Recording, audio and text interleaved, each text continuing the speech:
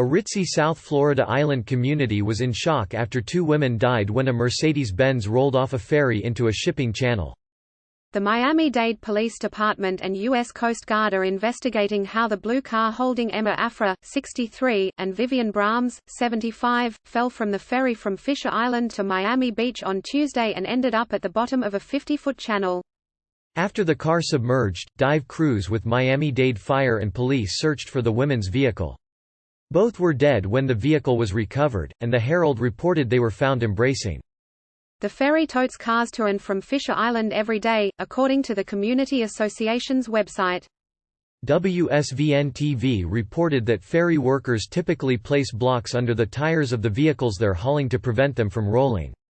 According to the Herald, thin netting is strung across the edge of the ferry to prevent cars from falling, rather than a metal barrier like the one on the Balboa Island Ferry in Newport, California.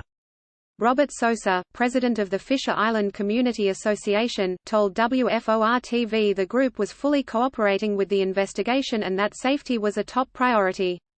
The entire Fisher Island community mourns their loss and our hearts and prayers go out to the victims' families during this very difficult time, the association said. Fisher Island is lauded for its exclusivity and privacy with some of the finest amenities in the world, the Community Association says on its website.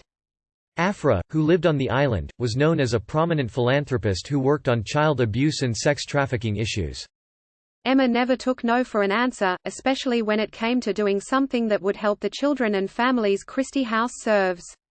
She put her blood, sweat and tears into making sure we had great success in our fundraising efforts, Amanda Altman, CEO of anti-child sex trafficking group Christie House, said in a statement to WSVN-TV.